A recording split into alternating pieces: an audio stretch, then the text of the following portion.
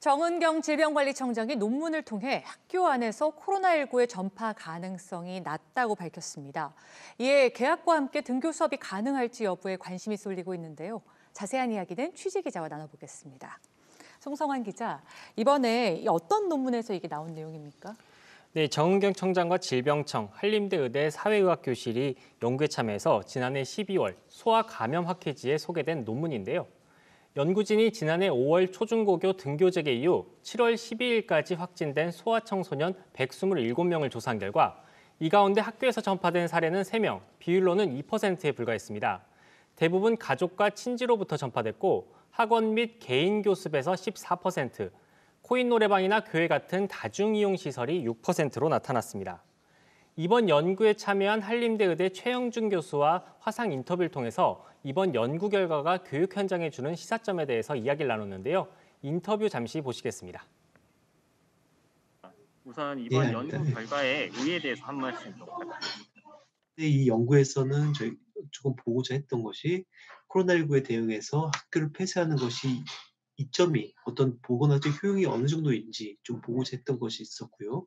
아이들이 코로나19 전파가 가장 많이 되는 곳은 학교가 아니라 가정이나 그리고 학교 외 공간, 특히 이제 다중이용시설과 더 관련된 가능성이 높다라는 것을 이제 분석을 했고요.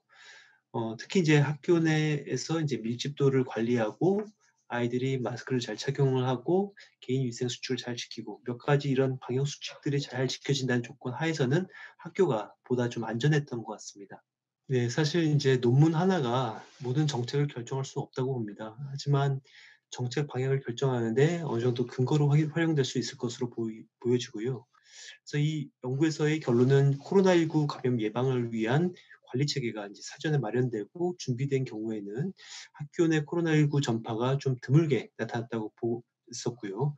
또한 이제 학교가 학생 간 코로나19 전염의 고위험 지역이 아니다라는 그런 결론입니다. 이것은 이제 단지 교육뿐만 아니라 아이들의 이제 미래 건강이 현재 교육에 따라서 좌우될 수가 있고 또 아이들이 이제 사회적 교류를 통한 배움이라든지 학교가 제공해 줄 수 있는 보육이라든지 돌봄 기능까지 고려된다고 이제 보고 있었던 것이고요. 그리고 그래서 이 논문에서 저희가 제시했던 학교 폐쇄의 보건학적인 효용과 그리고 학교를 닫았을 때 사회와 미래 세대가 감당해야 될 그 비용들을 좀 종합적으로 보고 판단해야 될 것으로 보여집니다.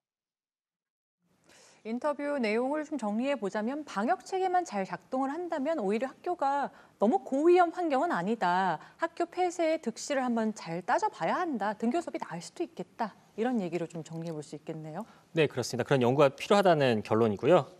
논문에서는 또 뉴질랜드와 호주 같은 해외 사례를 봐도 방역 체계가 잘 관리된 경우라면 학교가 고위험 환경이 아니라는 점을 확인할 수 있었다고 덧붙였는데요.